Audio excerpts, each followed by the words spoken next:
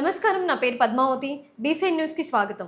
నెల్లూరు జిల్లా కోట మండల పరిషత్ కార్యాలయం వద్ద కోట ఎంపీడీఓ దిలీప్ కుమార్ నాయక్ ఆధ్వర్యంలో త్రాగునీరు నాణ్యతపై పంచాయతీ కార్యదర్శులు, వెల్ఫేర్ అసిస్టెంట్తో సమీక్షా సమావేశాన్ని నిర్వహించారు. ఈ సందర్భంగా ఎంపీడీఓ మాట్లాడుతూ గ్రామీణ నీటి సరఫరా పారిశుద్ధ్య విభాగం వారు రాష్ట్ర నీరు పారిశుద్ధ్య మిషన్ వారి ఆధ్వర్యంలో ఈ శిక్షణ తరగతులను ఏర్పాటు చేయడం ఆనందంగా ఉందని అన్నారు.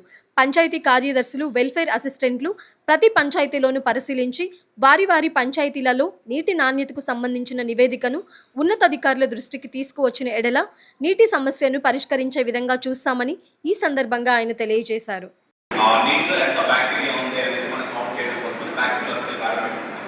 రెండు రకాల టెస్టులు ఉంటాయి. ఆ రెండు రకాల టెస్టులు మనం ల్యాబ్లో చేస్తాం. ఇది మనకి ఇక్కడ బయట చేయడానికి వీలు పడుతుంది. Next radioactive parameters. Radioactive parameters అంటే కొన్ని మైనింగ్ జరిగే ఏరియాస్లోనూ ఎక్కువ అటువంటి ఏరియాస్లో ఆ పారామీటర్స్ అనేది మనకు వస్తాయి. ఆర్సెనిక్ కంటెంట్, సీసమ్, లెడ్ అనే ఎక్సెసివ్గా మైనింగ్ జరిగే ప్లేసెస్లో ఉంటాయి. సో మన ఏరియాలో మనం అవేం పెద్దగా వాటిని టచ్ చేయము. మనం ఓన్లీ చూసేది physical parameters, chemical parameters and microbiological parameters. పంచాయతీలో ఉన్న అన్ని హ్యాబిటేషన్స్లో నీటి నాణ్యత, తాగునీటి నాణ్యత పెంచాలనే ఉద్దేశంతో నాటనే సిఈ గారు, నేను, మన పంచాయతీ కార్యదర్శులకు, అదేవిధంగా ఇంజనీరింగ్ అసిస్టెంట్లకు ఈరోజు ఫీల్డ్ టెస్టింగ్ కిట్స్ అన్నమాట.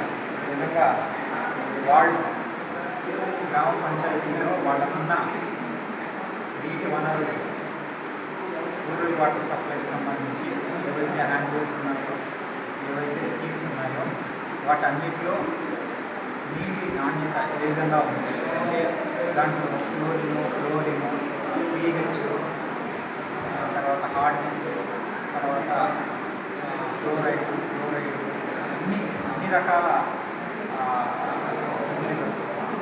ఎలిమెంట్స్ ఏ విధంగా ఉన్నాయో అవన్నీ ఏ విధంగా టెస్టింగ్ చేయాలా, వాళ్ళు ఏ విధంగా నీటి నాణ్యతని పరిరక్షించాలా, టెస్టింగ్ చేయాలా, మనకి ఇచ్చిన పారామీటర్లో అవి నీటి లభ్యత అనేది ఉందా లేదా అనేది వీళ్ళందరికీ ఈరోజు ఒకరోజు శిక్షణా కార్యక్రమం జరుగుతుంది.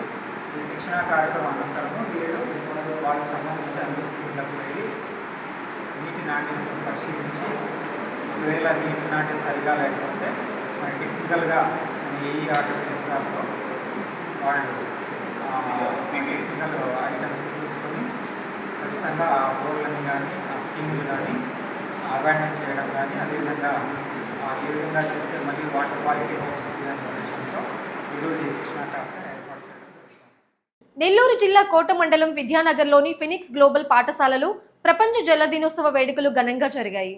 ప్రిన్సిపల్ శ్రేయ ఆధ్వర్యంలో విద్యార్థులు ప్లకార్డులు పట్టుకుని పాఠశాల నుంచి విద్యానగర్ గాంధీ బొమ్మ మీదుగా కోట బజారు సెంటర్ వరకు ర్యాలీ నిర్వహించారు.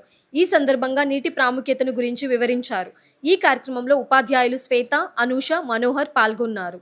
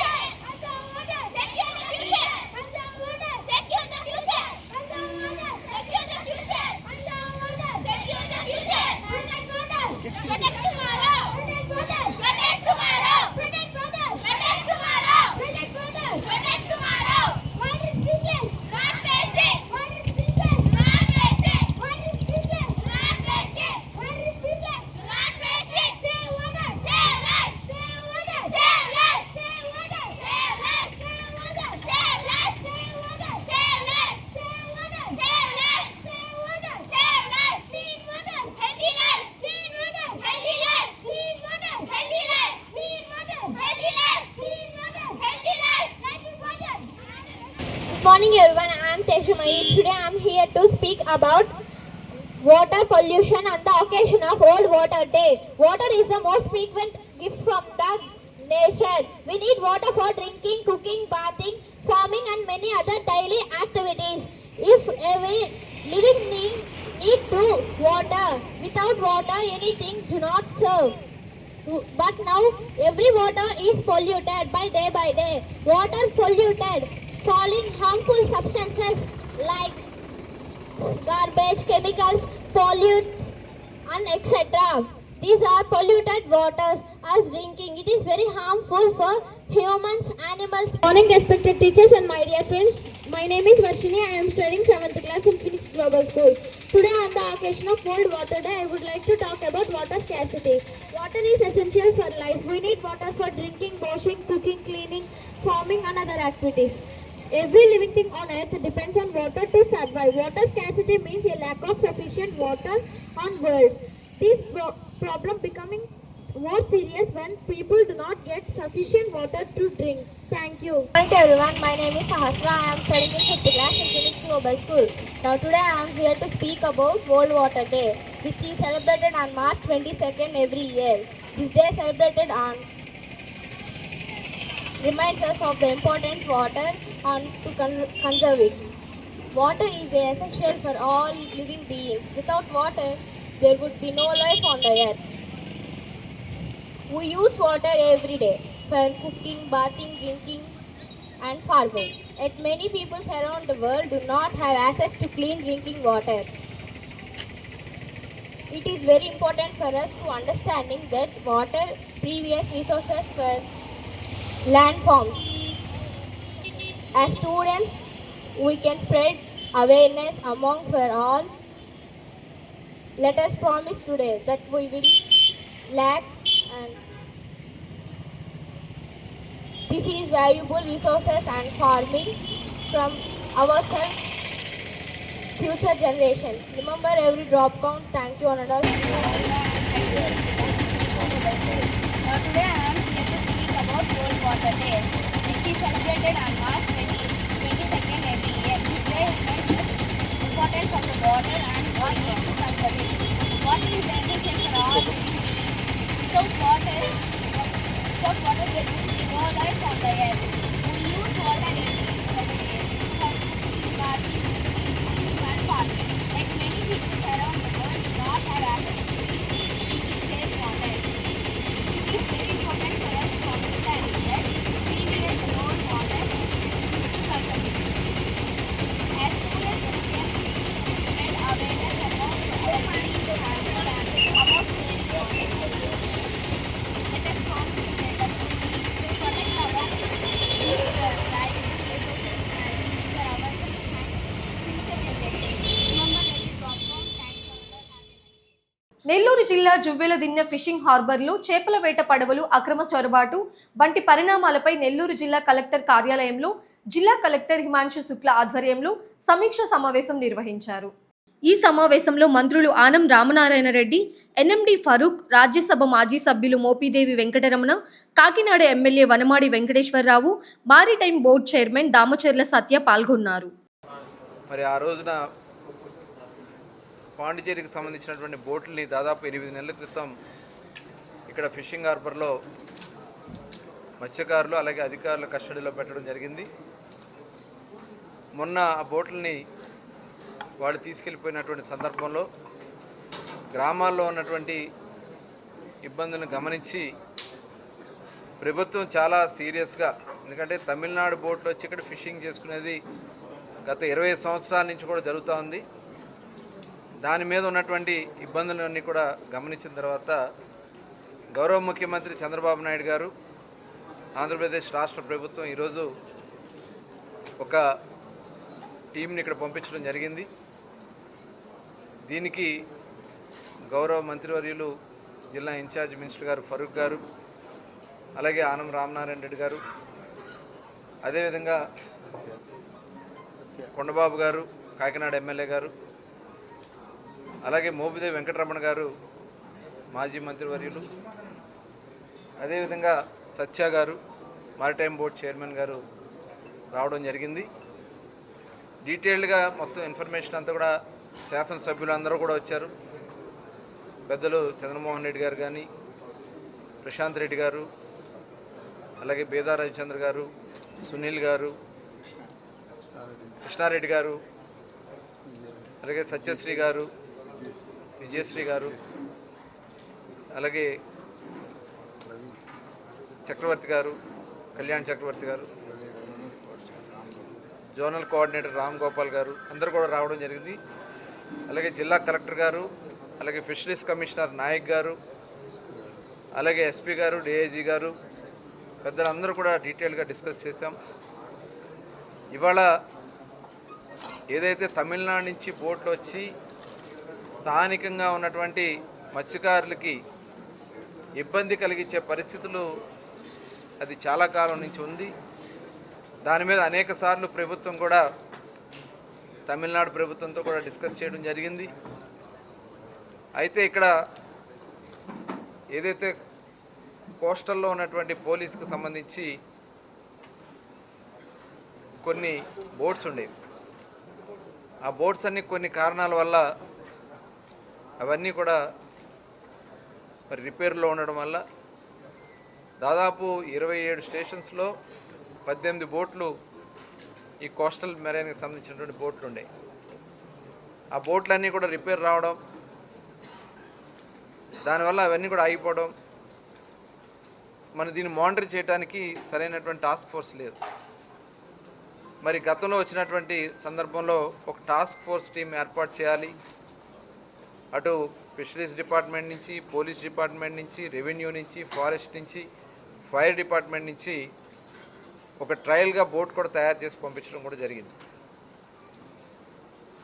అది కూడా గస్తీ తిరుగుతూ ఉన్నారు. అలాగే మరొక 2 బోట్లు కూడా తయారు చేసి, ఎందుకంటే బాగానే కంట్రోల్ అవుతుంది, దాంట్లో డ్రోన్స్ పెట్టారు, అత్యాధునిక టెక్నాలజీతో అక్కడ బైనాక్లర్స్తో చూస్తూ ఉన్నారు, ఐడెంటిఫై చేస్తూ ఉన్నారు. మిగతా 2 బోట్లు కూడా పెట్టి, ఎందుకంటే ఏప్రిల్ 15th వరకు ఫిషింగ్ జరుగుతుంది, తర్వాత బ్యాన్ పీరియడ్ వస్తుంది.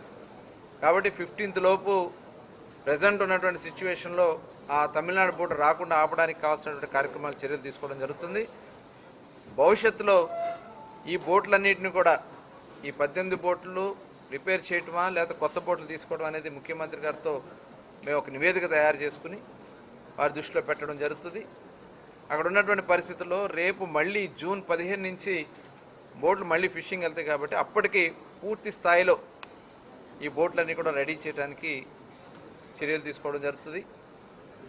అట్లాగే మరి ఇప్పుడు కొన్ని స్థానిక ఫిషింగ్ హార్బర్స్ ఇష్యూస్ ఉన్నాయి. కృష్ణపట్నం పోర్ట్ వచ్చిన తర్వాత అక్కడ ఫిష్ ల్యాండింగ్ అక్కడ ఆపడానికి జట్టీలు కట్టారు, కానీ అవి ఇంకా కొన్ని ఏర్పాటు చేయాల్సినవి ఉన్నాయి. మారిటైమ్ బోర్డు నుంచి కూడా చైర్మన్ గారు కూడా వాళ్ళ సీఈఓతో మాట్లాడారు. అలాగే కొన్ని రాష్ట్రంలో ఇంకా ఫిషింగ్ హార్బర్లో నిర్మాణంలో జరిగి ఉన్నాయి, కొంత పెండింగ్ ఉన్నాయి. అవన్నీ కూడా కంప్లీట్ చేయడానికి ఒక నివేదిక తయారు చేసుకుని కూడా తవ్వకానికి కావాల్సినటువంటి చర్యలు తీసుకోవడం.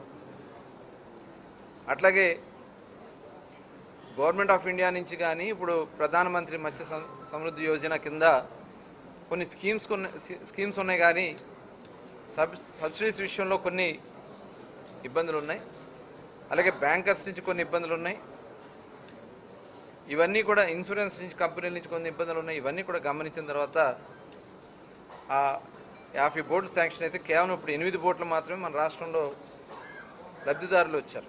మిగతా వాళ్ళని కూడా ఐడెంటిఫై చేసి వాళ్ళకి బ్యాంకర్ సపోర్ట్ ఇచ్చి. గూడూరు పట్టణంలోని సబ్ కలెక్టర్ కార్యాలయం ఎదుట యూటీఎఫ్ ఆధ్వర్యంలో ఉపాధ్యాయులు నిరాహార దీక్షలు ప్రారంభించారు. తమ డిమాండ్లను పరిష్కరించాలని నినాదాలు చేశారు. యూటీఎఫ్ జిల్లా కార్యవర్గ సభ్యులు రవి మాట్లాడుతూ నూతన ప్రభుత్వాలు వచ్చినప్పుడు సమస్యలను త్వరితగతిన పరిష్కరిస్తారని, అయితే 2 సంవత్సరాలు గడుస్తున్నా కూటమి ప్రభుత్వం వచ్చి ఇంతవరకు పీఆర్సీ కమిషన్ వేయలేదని, కోట్ల రూపాయలు ఉపాధ్యాయులకు బకాయిలు అలాగే ఉన్నాయని ఆవేదన వ్యక్తం చేశారు. 4 డిఏలు పెండింగ్లో ఉన్నాయని, కరోనా సమయంలో అనేక మంది ఉపాధ్యాయులు చనిపోయారని, వారి కుటుంబాల్లో వారికి కారుణ్య నియామకాల ద్వారా ఉద్యోగ అవకాశాలు కల్పించాలని కోరారు. ఈ దీక్షలో కాజావలి జనార్దన్, సుధీర్, కోటేశ్వరరావు, వాసుదేవరావు, ప్రసాద్, మురళి, నాగేశ్వరరావు తదితరులు పాల్గొన్నారు. నిరాహార దీక్ష ప్రారంభించాం. అందులో భాగంగా గూడూరు నియోజకవర్గ స్థాయిలో గూడూరు, కోట, సైదాపురం, చిల్లకూరు మండలాల నుంచి ఇక్కడ యూపీఎఫ్ ఉపాధ్యాయులు, కార్యకర్తలు, నాయకులు వచ్చేశారు. వారందరితో మేము ఇక్కడ ఈరోజు ధర్నా శిబిరాన్ని ప్రారంభించాం. ఈరోజు మా నిరాహార దీక్ష యొక్క ముఖ్య ఉద్దేశం ఏంటంటే, మాకు గవర్నమెంటు అంటే నూతనంగా ఈ ప్రభుత్వం ఏర్పడి దాదాపు ఒక 2 సంవత్సరాలు పూర్తి చేసుకున్నటువంటి సందర్భంలో ఇంతవరకు మాకు పిఆర్సీ కమిషన్ ఏర్పాటు చేయలేదు. యాక్చువల్గా ఏ గవర్నమెంట్ అయినా వచ్చి రాగానే ఐఆర్ ప్రకటిస్తుంది. కానీ ఈ గవర్నమెంట్ మీద మేము ఎన్నో నమ్మకం, ఆశలు పెట్టుకున్నాం. అవన్నీ కూడా గల్లంతు చేస్తూ ఇంతవరకు కూడా ఐఆర్ని ప్రకటించకపోవడం, పిఆర్సీ కమిటీని ఏర్పాటు చేయకపోవడం శోచనీయం. అదేవిధంగా దాదాపు 32,000 కోట్ల ఆర్థిక బకాయిలు ఉంటే ఇంతవరకు వాటిల్ని చెల్లించాలనేటువంటి ఒక రూట్ మ్యాప్ కూడా ఇవ్వకపోవడం చాలా బాధాకరం. ఇప్పుడు మా నాయకులు చెప్పారు ఏంటంటే కారుణ్య నియామకాలు. చాలా మంది కోవిడ్ సమయంలో మరణించారు. వారి కుటుంబ సభ్యులు చాలా మందికి ఉద్యోగాలు లేక ఉన్నారు. ఆ యొక్క కుటుంబాలని ఆదుకోవాలని, వారికి కారుణ్య నియామకాలు చేపట్టాలని కూడా ఈ సందర్భంగా మేము కోరుతున్నాం. అలాగే డిఏలు 4 డిఏలు పేరుకుపోయినాయి. ఈ 4 డిఏల్ని మేమైతే ఈ ప్రభుత్వం రాగానే ముందుగా 2-3 నెలల్లో ఒక డిఏ ప్రకటిస్తుంది. ఇంకా తర్వాత కూడా డిఏలు ఏవి కూడా పెండింగ్ లో ఉండవని మేము చాలా ఆశపడ్డాం. అయితే ఒక్క డిఏని 1.5 సంవత్సరం తర్వాత ప్రకటించి చేతులు దులుపుకుంది ఈ యొక్క ప్రభుత్వం. అదేవిధంగా ఉపాధ్యాయులకు సరెండర్ లీవులు 2022 నుంచి పెట్టినటువంటి బిల్లులు అలాగే ఉన్నాయి. సరెండర్ లీవ్లు ఎలా అయిపోయినాయంటే గగన కుసుమాలు అయిపోయినాయి. అంటే అవి వస్తాయా రావనేటువంటి నిరాశలో ఉపాధ్యాయ ఉద్యోగుల వర్గాలు ఉన్నారు. ఆ ఆర్థిక బకాయిలు వెంటనే చెల్లించాలని ఈ సందర్భంగా మేము డిమాండ్ చేస్తున్నాం. ముందుగా మాకు పిఆర్సీ కమిషన్ త్వరగా ఏర్పాటు చేయాలని, అలా ఏర్పాటు చేసి వెంటనే 29% ఐఆర్ను ప్రకటించాలని, పేరుకుపోయిన డియాలు, ఆర్థిక బకాయిలు చెల్లించాలని ఈ సందర్భంగా మేము ప్రభుత్వాన్ని డిమాండ్ చేస్తున్నాం. అన్ని నియోజకవర్గాల్లో ఒకే రోజు నిరాహార దీక్షలు స్టార్ట్ అయ్యాయి. ప్రధానంగా 12వ పిఆర్సీ కమిటీని నియమించాలని, పెండింగ్ బకాయిల్ని విడుదల చేయాలని, 4 విడతలుగా పేరుకుపోయినటువంటి డిఎల్ని విడుదల చేయాలని, ఐఆర్ 29% వెంటనే ప్రకటించాలని, మరియు మెడికల్ బిల్లులు పేరుకుపోయినటువంటి ఈహెచ్ఎస్ ఎంప్లాయీ హెల్త్ స్కీమ్ ఈరోజు ప్రభుత్వ యొక్క శాలరీస్ నుంచి కట్ చేస్తున్నటువంటి ఎంప్లాయీస్ హెల్త్ స్కీమ్ ఏమాత్రం ఉద్యోగులకు ఉపయోగపడకుండా ఉండిపోయింది. బిల్లులు విపరీతంగా పెరిగిపోయాయి.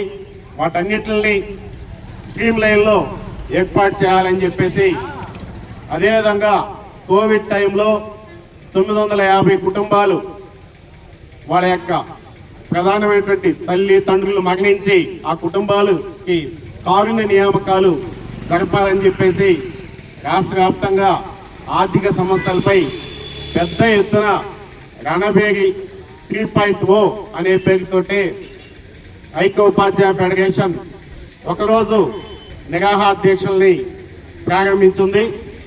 అందుకని ఈ యొక్క ప్రభుత్వం ఈ యొక్క నిరాహార దీక్షలకు స్పందించకపోతే మరలా 2వ విడతగా జిల్లా కేంద్రాల్లో 1-2 తేదీ, రాష్ట్ర వ్యాప్తంగా ఆ తర్వాత ఏప్రిల్ నెలలో రాష్ట్ర వ్యాప్తంగా నిరాహార దీక్షల్ని, ఆ తర్వాత కూడా స్పందించకపోతే చలో సెక్రటరియట్ కార్యక్రమానికి ఐక్య ఉపాధ్యాయ ఫెడరేషన్ యూటీఎఫ్ పక్షాన ప్రభుత్వ వైఖరికి నిరసనగా ప్రభుత్వంలో ఉద్యోగుల, ఉపాధ్యాయుల డిమాండ్లు ఏమాత్రం పట్టించుకోకపోగా విధిలేని పరిస్థితుల్లో రోడ్లపైకి వచ్చి ఈ యొక్క నిరాహార దీక్ష కార్యక్రమాన్ని చేపట్టడం అనేది జరుగుతుంది. చాలా కాలంగా గత ప్రభుత్వ హయాం నుంచి ఈ రోజు వరకు కూడా అనేక రకాల సమస్యలు పెండింగ్లో ఉంటున్నాయి. సాధారణంగా ఉపాధ్యాయులు మేము ధర్నా చేసేటప్పుడు కేవలం ఆర్థిక సమస్యలు కాకుండా విద్యార్థుల సమస్యలు, ప్రజా సమస్యలు అన్నీ కూడా ఫోకస్ చేయడం అనేది జరుగుతుంది. కానీ ఈరోజు ప్రత్యేకించి ప్రభుత్వం చేస్తున్నటువంటి నిరంకుశ వైఖరికి నిరసనగా ప్రత్యేకంగా ఆర్థిక సమస్యల మీదనే ప్రత్యేకమైనటువంటి శ్రద్ధ పెట్టి ఈరోజు ఇక్కడ ఈ నిరాహార దీక్ష కార్యక్రమం అనేది జరుపుతూ ఉన్నాం. ప్రభుత్వం ఇప్పటికైనా స్పందించి ఉపాధ్యాయుల సమస్యలు, ఉద్యోగుల సమస్యలు వెంటనే పరిష్కరించాలని ఈ సందర్భంగా మేము డిమాండ్ చేస్తూ ఉన్నాం. చాలా కాలంగా గత కొన్ని సంవత్సరాలుగా పేరుకుపోయిన బకాయిలు దాదాపు 5 డిఏలు పెండింగ్లో ఉన్నాయి. ఒక్కొక్క ఉద్యోగికి 20,000 నుంచి 2 లక్షల వరకు ప్రభుత్వం బాకీ పడి ఉంది. మేము కోరేదేవి గొంతెమ్మ కోరికలు కాదు, మాకు రావాల్సినటువంటి డబ్బులు, ఆ డబ్బుల్ని ఇతర కార్యక్రమాలకు ఉపయోగించుకొని మమ్మల్ని ఇబ్బందులు పాలు చేసేటువంటి పరిస్థితి ప్రభుత్వాలు కల్పిస్తూ ఉన్నాయి. అదేవిధంగా రిటైర్ అయినటువంటి ఉద్యోగికి గ్రాట్యుటీ మామూలుగా జీవోలు ఉన్నాయి. ఎప్పుడైతే ఉద్యోగి రిటైర్ అవుతాడో వెంటనే గ్రాట్యుటీ కమిటేషన్, ఆ రిటైర్మెంట్ బెనిఫిట్స్ అన్నీ కూడా చెల్లించాలని. కానీ దాదాపు ఇప్పుడు 1.5 సంవత్సరం నుంచి రిటైర్ అయినటువంటి ఉద్యోగులకి గ్రాట్యుటీ కూడా చెల్లించినటువంటి దుస్థితి కనబడుతున్నది. బిల్లులు అయితే అప్లోడ్ చేస్తున్నాం కానీ ఏ బిల్లు కూడా చెల్లించేటువంటి పరిస్థితి లేదు. అదే రకంగా the encashment of earned leave, half day leave 300 రోజులకి ఇస్తారు ఆ డబ్బులు. అయినప్పటికీ బిల్లులు పెట్టినప్పటికీ కూడా రిటైర్ అయినటువంటి వారికి ఇప్పటికీ కూడా బిల్లులు చెల్లించినటువంటి పరిస్థితి. అదే రకంగా డిఏలు 5-6 డిఏలు బకాయిలు ఉన్నాయి. ప్రకటించాల్సినవి ఉన్నాయి, ప్రకటించినవి ఉన్నాయి, బిల్లులు అప్లోడ్ చేసినవి ఉన్నాయి. ఇట్లా రకరకాలుగా బిల్లులు చెల్లించిన పరిస్థితి. అడగంగా గత ప్రభుత్వం గత జనవరి 14వ తేదీన ఒక డిఏ బకాయి విడుదల చేశారు. అది కూడా పూర్తిగా ఇవ్వలేదు. అది కూడా కొంతమందికి ఇచ్చారు, కొంతమందికి. ఈ వార్తలు ఇంతటితో సమాప్తం. తిరిగి ప్రసారమయ్యే బీసీ న్యూస్లో మళ్ళీ కలుసుకుందాం. అంతవరకు సెలవు. నమస్కారం.